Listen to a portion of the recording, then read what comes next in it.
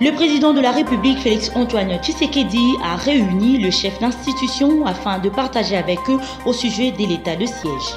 Le ministre de l'enseignement primaire, secondaire et technique, le professeur Tony Mwamba Kazadi, a reçu dans son cabinet de travail sa collègue ministre déléguée en charge des personnes vivant avec handicap. C'est tout pour le titre. Dans la commune de Massina, les usagers de la route Roi-Baudouin saluent dès demain la reprise de travaux de construction de cette voie si importante pour leur trafic. Il est l'heure de vous informer, mesdames et messieurs, bienvenue à la grande édition du journal sous la chaîne de l'éducation. Le président de la République, Félix-Antoine Tshisekedi Tshilombo, a réuni les chefs d'institution afin de partager avec eux au sujet de l'état de siège. Suivez le compte rendu avec le Premier ministre Jean-Michel Samaloukonde.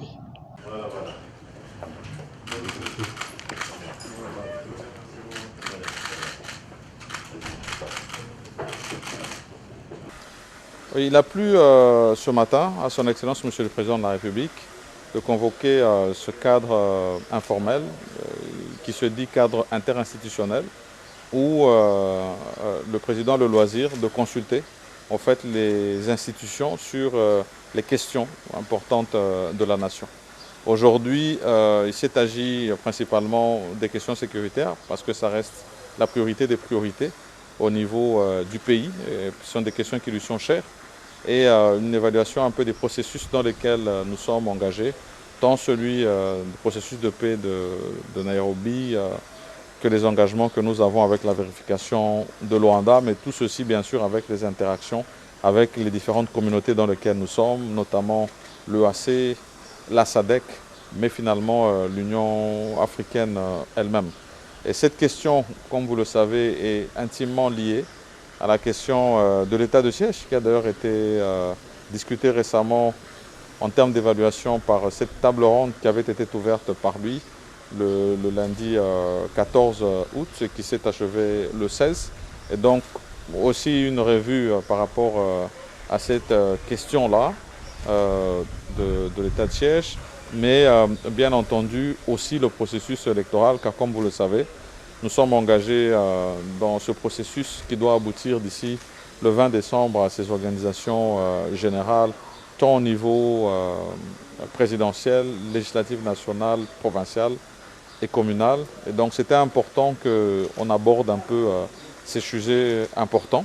Nous l'avons fait de manière à ce que des orientations précises nous soient données pour maintenir les caps, en tout cas des engagements que nous avons par rapport à ces différentes questions. Donc c'était des échanges très fructueux et nous avons reçu de la part du président de la République de rester mobilisé sur ces attentes, en tout cas de la population, du point de vue tant de la question sécuritaire, de l'écoute que nous avons eue de la population de l'Est, particulièrement celle de province de l'Ituri et du Nord Kivu, et de toute la population en général, en rapport aussi avec ce processus électoral qui est actuellement en cours.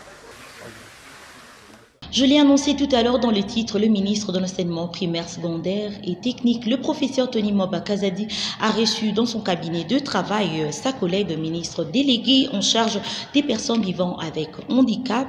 Pour cette fin, je vous laisse suivre le compte rendu de leur échange dans cet extrait choisi pour vous par Ginelle Pézo. Oui, nous venons de parler de la question de l'éducation inclusive. Vous savez que la RDC prône l'éducation inclusive dans le cadre de la loi cadre de l'enseignement national, mais depuis lors, on n'a pas encore de mesures d'application pour rendre l'accès facile aux enfants vivant avec handicap et aux autres enfants qui ont des problèmes particuliers en rapport avec leur accès à l'éducation. Alors, il y a un processus que nous avions commencé, mais vous savez que l'EPST est au centre de la question et on ne pouvait pas évoluer sans que nous puissions échanger avec le patron de l'EPST afin de voir comment est-ce que nous pouvons organiser, parce que d'ici là, nous devons avoir un atelier national de réflexion sur la mise en place la stratégie nationale de l'éducation inclusive, mais qui sera aussi liée à l'employabilité des personnes avec handicap. Donc ça, c'était les sujets pour lesquels j'étais ici pour partager avec son Excellence. Oui, on s'est mis d'accord, il y aura une commission interministérielle parce que vous savez, l'éducation, c'est les PST, c'est l'ESU, c'est la formation professionnelle, les affaires sociales et surtout que nous impliquons aussi le secteur de l'emploi. Donc, il faut une commission interministérielle et son Excellence ministre Tony Mwaba a même demandé à ce que le CG puisse déjà désigner les noms des experts de l'EPST qui pourront faire partie de cette commission. Le président de la Commission électorale nationale indépendante, Denis Kadima Kazadi, a visité à Kingabwa l'entrepôt où sera stocké l'ensemble d'équipements constituant la logistique de la centrale électorale. Les détails avec Ginel Bezo une fois de plus.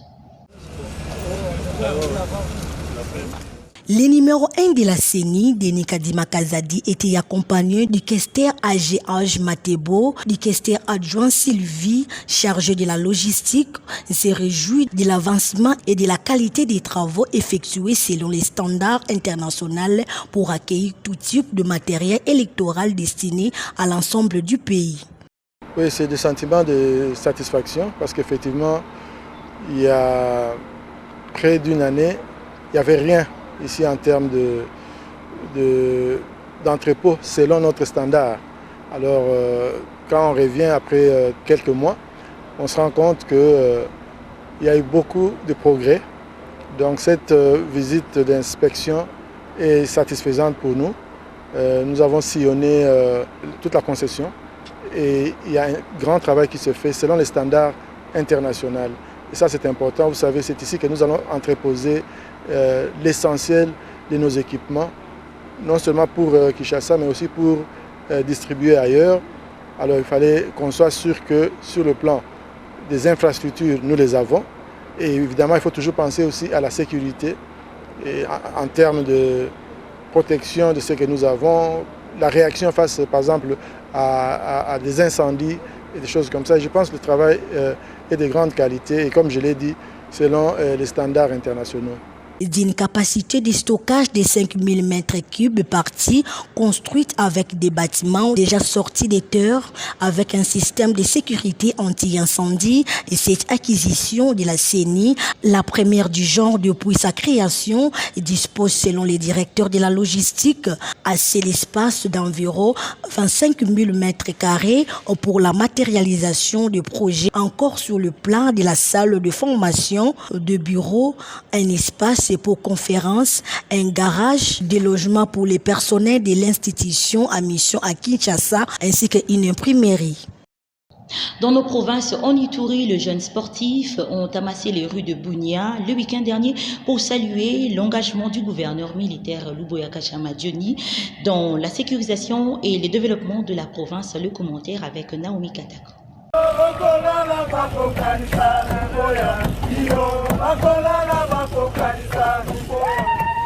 Et ce fut un nouveau rendez-vous avec les rues de la ville de Bunia ce samedi 19 août 2023.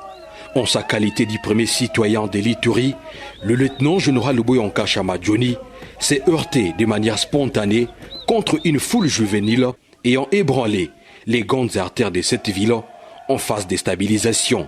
Si certains politiciens ont opté pour la levée de la mesure instaurant l'état de siège à Ituri et au Nord Kivu, c'est un désaccord total pour cette jeunesse.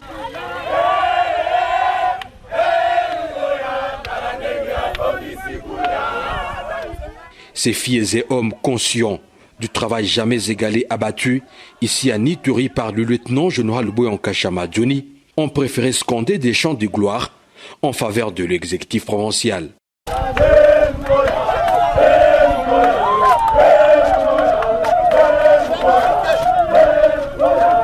Au regard de l'immense joie pendue par ce jeune, les numéros 1 de la province de l'Ituri étaient obligés de s'arrêter, question d'assouvir cette jeunesse iturienne, assoiffée de les voir poursuivre et conduire cette jeune province.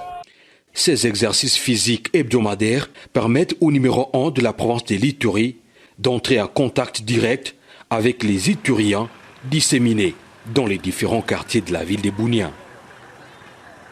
Toujours dans nos provinces, à l'issue de la campagne de la lutte contre la poliomyélite, au sud Kivu, le docteur Médard Onobaïso, spécialiste en nutrition à l'UNICEF Bukavu, est revenu sur les résultats satisfaisants de cette campagne organisée grâce à l'appui de cet organisme du système des Nations Unies. Suivez-le au micro de Copin Koutoumissa. Nos impressions sur le terrain en tant qu'UNICEF pour cette campagne de cette journée nationale de vaccination au niveau de la province du Sud Kivu, nous sommes satisfaits. Nous sommes vraiment très satisfaits du déroulement de la campagne. Parce que, comme vous le savez, il y a certains volets sur lesquels on insiste. Nous, en tant qu'UNICEF, d'abord que tous les enfants soient vaccinés. Et pour que tous les enfants soient vaccinés, nous jouons un rôle important dans la sensibilisation de la communauté et afin que les parents puissent disponibiliser les enfants pour qu'ils soient vaccinés comme c'est une campagne porte à porte. Et pour ça, nous avons travaillé depuis quelques semaines, on travaille sur plusieurs mécanismes de sensibilisation et de plaidoyer des communautés pour que les communautés adhèrent à cette campagne. Et aujourd'hui, je peux dire, vu les échos que nous avons sur le terrain, que dans les 34 zones de santé, la campagne s'est bien déroulée. Et les résultats que nous avons déjà, ça nous démontre qu'à l'issue de cette campagne, parce qu'il y a encore des zones qui étaient dans des rattrapages, nous allons atteindre notre cible. C'est pour souligner que les campagnes précédentes, au niveau de la province du Sud Kivu, nous avions atteint le maximum d'enfants qu'on devait vacciner pour la phase et nous espérons que cette fois-ci aussi on va le faire. Ce qui a souligné que au début de campagne de vaccination contre la poliomyélite ou contre la rougeole, contre d'autres maladies, il y avait parfois de résistance des communautés, mais je peux quand même souligner que tout au long de cette phase, on n'a pas enregistré de grands cas de résistance ou de réticence de la communauté. En société, dans le jour qui vient, l'avenue Sport dans la commune de Kassavubu va revêtir une nouvelle robe et c'est grâce aux travaux de construction qui sont exécutés à pas de géant par l'entreprise Safrimex. Reportage de nos stagiaires d'Eli Faseki. Dans les semaines qui viennent, l'avenue Sport va revêtir une nouvelle robe et c'est pour limiter tant soit peu les embouteillages récurrents qui se forment sur l'avenue Kassavubu. En effet, la construction de cette voie permet l'entrée et la sortie du marché Gambela dans la commune de Kassavubu. Nous disons merci, c'est en ces termes que les bénéficiaires s'allient d'aimer l'initiateur de ces projets qui vient juste de désenclaver cette contrée au rond-point Victoire. Pour moi aussi, j'avais constaté que le travail s'avance très bien puisqu'il n'y a pas de repos. À tout moment, on est en train de travailler et tout va bien. Sur les travaux, je sais un peu l'avantage. Je sais que le moyen de station est chez l'État. Comme ça, c'est ça le développement du pays. Vous remplir la mission pour ma casse. Mais il faut le faire ma casse. J'espère que vous avez déjà parlé des exemples. Nous sommes déjà au niveau de ça. C'est juste mal à quelqu'un. Donc, pour ça, il faut que c'est rapide par rapport à toi. Voilà, l'autre aussi, dans la chaîne de l'État, et puis il va pas compléter ça. Merci au gouvernement congolais. Il va résoudre les missions au niveau communal, comme la presse. Vous avez bien. Merci pour la banque. Les travaux de construction de l'avenue Sport sont exécutés par l'entreprise Safrimex et vont durer 1 mois et demi. Je l'ai aussi annoncé dans les titres. Dans la commune de Massina, les usagers de la route Roi-Baudouin saluent de demain la reprise des travaux de construction de cette voie si importante pour leur trafic. Reportage de nos stagiaires d'Eli Faseki. Après un long moment d'arrêt des travaux de construction de la route Roi-Baudouin dans la commune de Massina, ont bel et bien repris avec succès. Approché à ce sujet pour savoir plus sur l'évolution de ces travaux étant témoins oculaires, les usagers de cette route se sont exprimés en ces termes. Le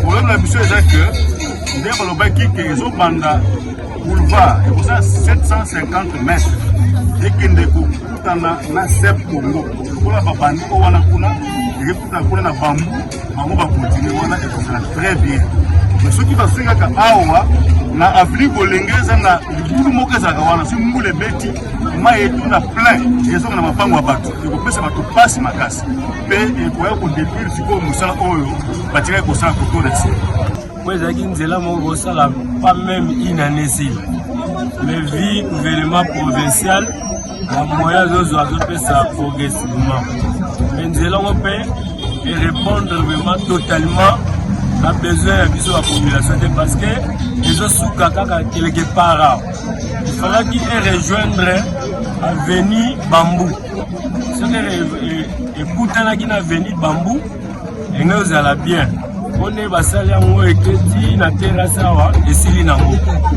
me kote kuna poto soki bopusani boke kuna bokomona libulu moko eza wana ezopermettre ke mituka moye biba kuna eza te bato mpe soki bazoya moye azwa moto apate ese kuna eza te fo aya makolo ti esika nzela esili azwi moto abimi na presse nde eketi tokosenga na gouvernement provincial ozwi charge ya nzela oyo barejoindre yango na avenue Bambou na CEP Congo.